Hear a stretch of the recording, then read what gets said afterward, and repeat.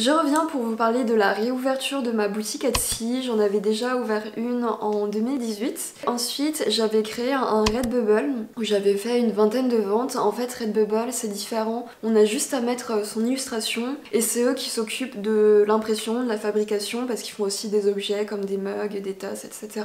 Mais par contre, ils prennent une très grosse commission. Nous, en tant que graphistes, illustrateurs, on va avoir une très petite commission. Donc ça peut être intéressant si vous n'avez pas envie d'investir au début, si vous voulez juste voir si vos illustrations fonctionnent sur des objets. On peut faire aussi des impressions papier, mais par contre, vous n'aurez pas un très gros gain sur ça. C'était un peu à la mode à une époque, un peu comme Etsy d'ailleurs, mais ça l'est un peu moins je pense en ce moment, je sais pas trop. Je vais vous parler un peu de toutes les étapes par lesquelles je suis passée et par lesquelles on passe quand on crée sa boutique en ligne. Alors moi personnellement j'ai choisi Etsy, mais après il existe aussi plein d'autres plateformes comme Shopify, WooCommerce. Je crois qu'il y a Wix aussi qui font une plateforme de vente. Étape 1, il faut bien sûr dessiner ces illustrations. Alors ça, moi j'en avais énormément, c'était pas un problème. Ce qui m'a pris le plus de temps, c'est de les choisir. Donc du coup, comme j'en ai beaucoup, ça a été difficile de choisir. Et j'en ai choisi 10. Donc sur 10 illustrations, j'ai fait 10 motifs de carte postale. Et parmi ces 10, j'en ai choisi 5 pour faire des A4 aussi. Étape 2, c'est retoucher ces illustrations. Ça aussi, ça demande énormément de temps. Au début, il faut scanner ces illustrations ou les prendre en photo. Alors je sais pas s'il y a vraiment une très grande différence entre le scanner et l'appareil photo. Bien sûr, il faut prendre en photo avec un bon appareil. Moi, je le prends avec mon Canon. Pour l'instant, moi, j'en vois pas. Donc si vous en voyez une, n'hésitez pas à le dire. Le problème des scanners, c'est que ça va bien pour le format A4. Après, il y a des scanners A3 mais qui sont beaucoup plus chers. Et ensuite, pour tous les formats au-dessus, comme A2 par exemple, il faut soit prendre en photo ou sinon aller chez l'imprimeur et scanner chez l'imprimeur s'ils ont des scanners qui font plus que du A3. Une fois qu'on a scanné ou pris en photo ces illustrations, il faut les retoucher. Alors personnellement, j'utilise Photoshop. Après, je pense qu'on peut utiliser d'autres logiciels gratuits qui ont un peu les mêmes fonctionnalités que Photoshop. Moi, ce que je fais, je gomme tout autour de mon illustration, tout ce qui est censé être la feuille blanche. Peut-être un peu moins en scanner, mais en tout cas quand on prend en photo, déjà c'est pas blanc, c'est un peu gris et il y a les grains du papier. Ça c'est pas très beau à l'impression. Surtout que moi, mes illustrations, il y a beaucoup de blanc, du coup tout ça je dois nettoyer. Je passe la gomme tout autour de mon illustration. Quand il y a des petits coups de pinceau et tout, pareil, je zoome et soit j'utilise le pinceau blanc ou soit je gomme en fait les parties blanches qu'il y a autour de mon illustration. J'avais fait une vidéo sur comment je retouchais mon illustration il y a longtemps. Ça a un peu changé, mais c'est toujours un peu la même chose. Ça consiste à jouer avec le niveau. Les niveaux sur Photoshop, c'est les tons foncés et les tons clairs, la luminosité, la saturation. Et avec ça, essayer d'avoir les couleurs, la luminosité la plus fidèle à votre illustration. Ouais, je retouche avec la gomme, du coup avec ma tablette graphique. Donc c'est beaucoup plus simple et ça va plus vite même si c'est toujours super lent. Il faut faire attention, surtout quand quand c'est dessiné l'impression, à ce que vos illustrations soient au bon format. Par exemple, si vous voulez imprimer en format A4, mettez bien du coup le fichier Photoshop en format A4 et faites attention aussi à la colorimétrie. En RVB, c'est destiné au web, ce sera pas les mêmes couleurs et là il faut passer la colorimétrie en CMJN. Soit vous pouvez directement le faire quand vous créez votre fichier Photoshop, vous mettez dans la colorimétrie, au lieu de RVB, vous changez, vous mettez CMJN. Après, si vous êtes en RVB, parce que moi ça m'arrive souvent, je retouche d'abord mes illustrations en RVB, vous pouvez soit les passer sur ce même fichier en CMJN, ou sinon vous gardez votre fichier RVB et vous créez un autre fichier CMJN, donc ça vous fait deux fichiers du coup. Autre chose à laquelle il faut penser, c'est aux marges. On peut les créer sur Photoshop, mais c'est un peu plus compliqué. Sinon, c'est beaucoup plus simple, il faut le faire pareil dès le début quand on crée notre fichier sur InDesign, on peut rajouter les marges. Ça c'est plus quand vous imprimez sur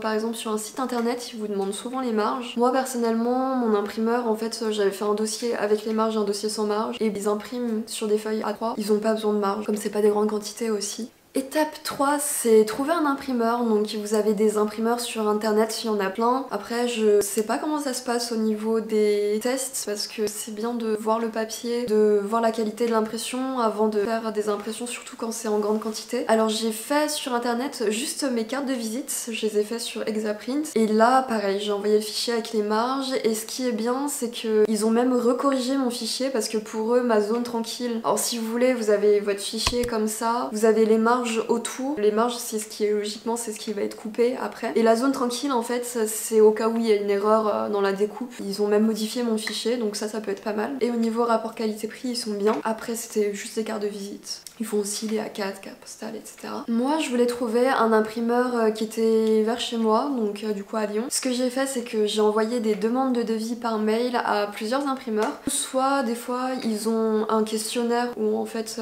on remplit et ils font leur devis sur leur site internet. Ou soit vous leur envoyez juste un mail. Et il faut bien préciser la quantité de l'impression, si c'est en noir et blanc, si c'est en couleur. Surtout aussi le type de papier. Donc ce qui est compliqué, c'est quand on n'est pas allé faire ses tests, on connaît pas les papiers qu'ils ont. Moi je voulais un papier qui faisait minimum 300 grammes, donc voilà, et avec des grains aussi. Donc une fois que j'ai envoyé mes devis, je suis allée chez l'imprimeur et je lui ai demandé de faire des impressions test et j'ai choisi un papier 320 grammes du coup et qui est texturé. Et le texturé ça rend super bien, en tout cas pour mon type d'illustration, mon type de dessin, parce que mes originaux sont aussi faits sur un papier qui a un peu un grain, donc du coup ça fait un peu comme si c'était un original, donc ça rend super bien. Après c'est pour ça que c'est important de faire des tests, de voir le papier, les couleurs sont différentes. Là c'était un blanc naturel, mais il y a des extra blancs, il y a du papier recyclé, il y a du papier lisse, du papier texturé, donc il y a vraiment beaucoup de choix. Après selon où vous allez les imprimer, ils ont plus ou moins de choix, mais c'est pour ça que c'est bien de faire des tests. Étape 4, c'est ouvrir sa boutique en ligne. Donc personnellement j'ai choisi Etsy. C'est vrai que j'ai remarqué comparé à avant, ils prennent de plus grosses commissions qu'avant, donc c'est-à-dire que nous en tant que créateurs on perd plus d'argent, donc du coup les commissions qu'ils prennent sur vos ventes, il y a aussi la fiche produit qui est payante qui coûte 20 centimes de dollars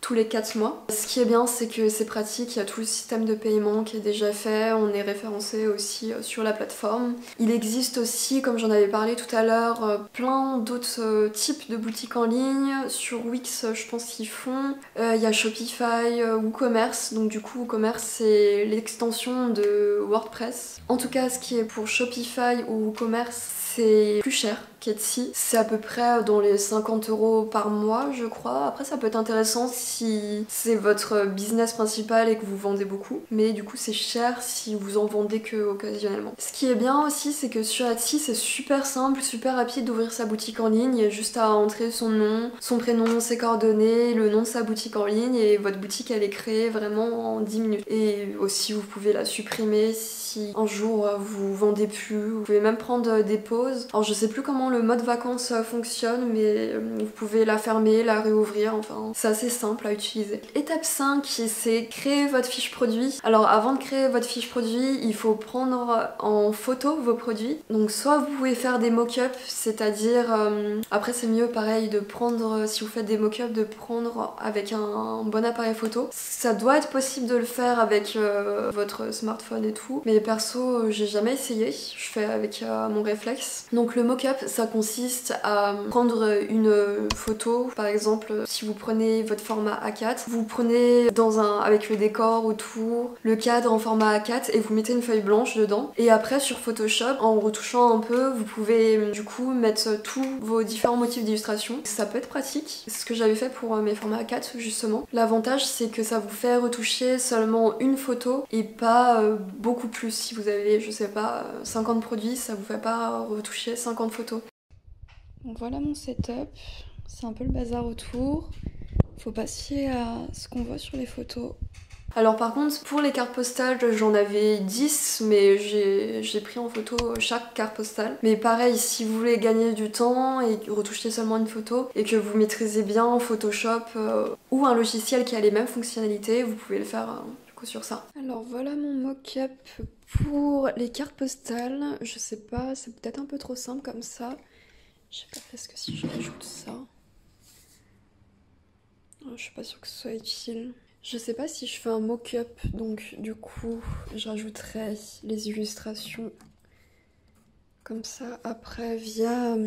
enfin sur Photoshop. Ou si je prends mes 10 illustrations différemment. Je sais pas. Si je prends en photo chaque illustration, donc faudra que je prenne au moins 10 photos. Parce que ce qui m'embête pour les mock-ups, c'est que là, cette partie-là, elle va être coupée. En vrai, ça peut être possible. Je sais pas quoi faire pour l'instant. Alors du coup pour le mock-up j'ai choisi ça, la Monstera, avec les petites feuilles ça faisait mieux, j'ai mis les pinceaux, le petit support et puis la carte postale. Et en bas c'est juste ma table de chevet en fait. Donc ensuite pour votre fiche produit, une fois que vous avez pris vos photos, donc soit vos mock-up ou soit les photos de vos produits, il faut faire le texte pour le texte qui décrit vos produits. Alors moi personnellement j'ai essayé de faire quelque chose de très simple, très court, de juste mettre sur quel papier c'était imprimé, du coup c'est imprimé sur du 320 grammes texturé, de renseigner toutes les informations. J'ai renseigné que c'était des impressions d'après des originaux qui sont personnellement faits avec des médiums comme la peinture à l'huile, le stylo bic ou l'aquarelle. Et après vous pouvez mettre un peu ce que vous voulez en fait. Le format bien sûr, après ça sur Etsy on renseigne sur la fiche produit. Alors étape 6, alors moi ce que j'ai fait c'est que j'ai lié ma boutique Etsy à Instagram. Donc du coup sur Instagram il y a, vous savez il y a une nouvelle fonctionnalité où il y a le Instagram Shopping où on peut accéder à votre boutique directement sur Instagram. Donc ce qui est compliqué c'est que je sais que Instagram sont en partenariat avec notamment Shopify, mais avec Etsy ils y sont pas. Donc ce qu'il faut faire pour aller sur Business Manager, donc pour ça il faut absolument un Instagram, je sais plus comment ils appellent ça, un Instagram professionnel,